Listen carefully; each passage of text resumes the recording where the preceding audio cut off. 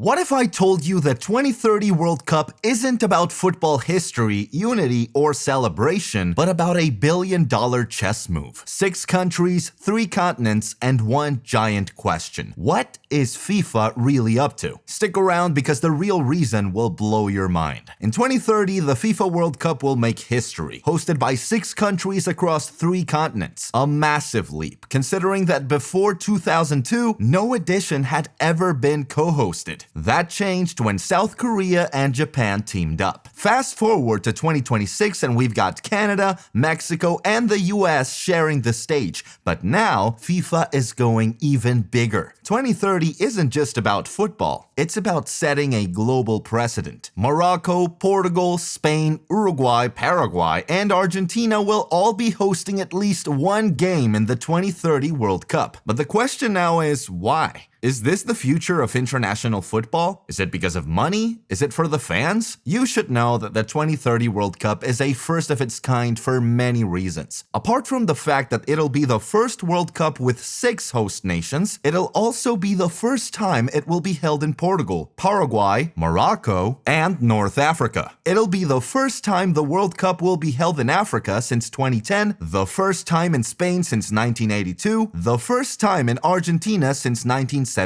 and the first time in Uruguay since the very first edition of the World Cup in 1930. In many ways, 2030 will be a very new feeling for many people, so you already know it will be special. But it's even more special for one reason. It will be the 100th anniversary of the FIFA World Cup. The first edition was held in Uruguay in 1930, which is why FIFA has decided to take the competition back to where it began, South America. You see, initially, the hosts of the 2030 World Cup were supposed to be Morocco, Spain, and Portugal. However, FIFA added the 3 South American nations to commemorate the centenary celebration. The tournament's first game, as well as a special celebration, will be held in Uruguay. The second and third games will be held in Argentina and Paraguay. Then the rest of the games will be played across Portugal, Morocco, and Spain. So on the surface, that's why we have 6 host nations for the 2030 World Cup. But there's actually a much deeper reason, and that's what we're really here to expose. Spoiler alert, it's about money! It always is with football these days, isn't it? Everything was orchestrated in this way to allow for Saudi Arabia to host the 2034 World Cup. Guys, this is not a conspiracy theory. Just continue watching and you'll find out. You see, in 2022, the World Cup went to the Middle East for the first time ever, and to the continent of Asia for the first time in 20 years. The fact that it is already set to return to the Middle East just 12 years later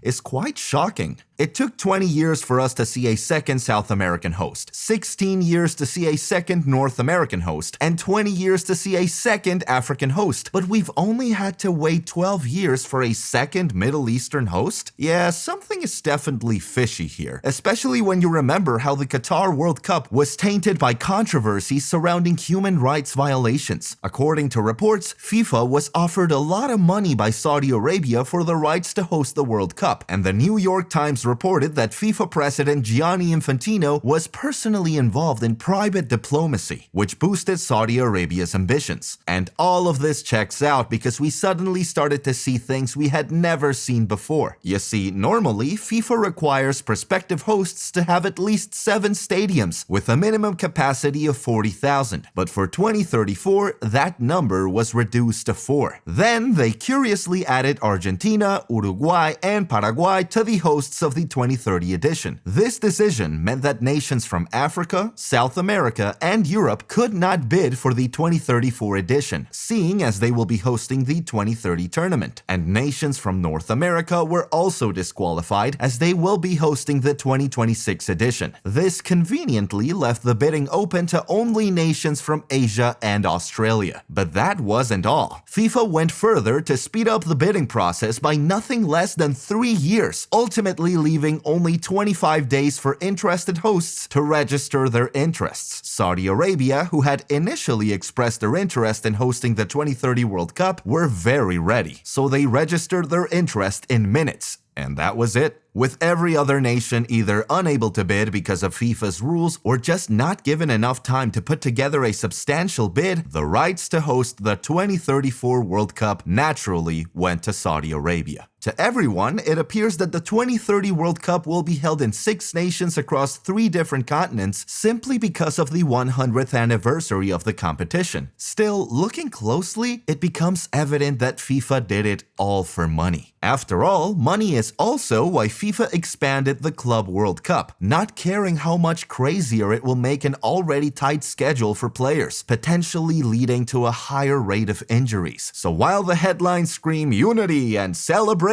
the truth might be all about backroom deals and billion-dollar ambitions. But what do you think? Was this a smart move by FIFA or just another money grab? Let's debate in the comments. And if you want more football stories they don't want you to hear, like, subscribe, and hit that bell. Catch you in the next one, legends.